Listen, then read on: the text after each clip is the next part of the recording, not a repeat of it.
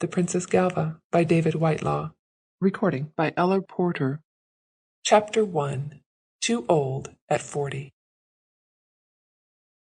The waning light of an October evening shone on the reflectors outside the windows of the basement counting-house, and the clerk at the corner desk could barely discern that the clock on the green-painted, dusty wall pointed to 6:15.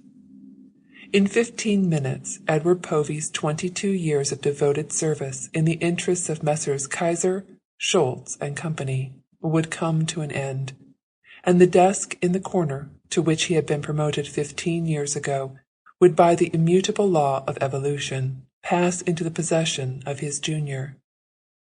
Edward noticed this junior now, and the glances which that young man cast at the scratched and ink-stained slab of mahogany that was to constitute his kingdom of the morrow. Edward wondered dully whether the young man was as full of hope as he himself had been. Perhaps he was waiting to be married, even as he, Edward, had waited 15 years ago.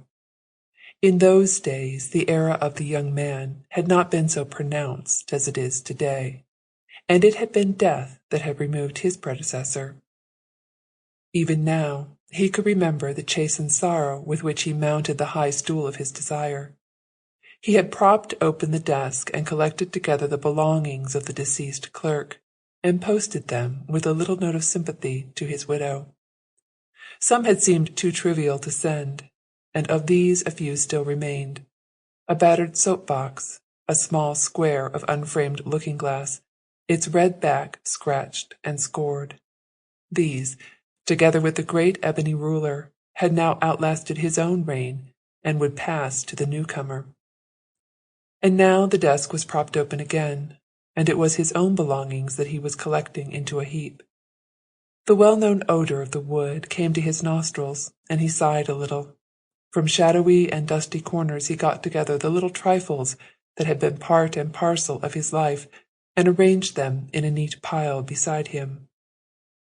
"If there's anything I can do for you," began the junior, brushing his hair in front of a little mirror and settling his purple tie nervously.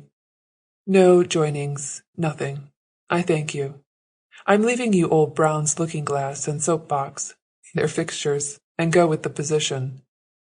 The junior tittered a little at this, and pulled down the front of his fancy waistcoat, lit a cigarette, and took a pair of roller skates from the drawer of his desk.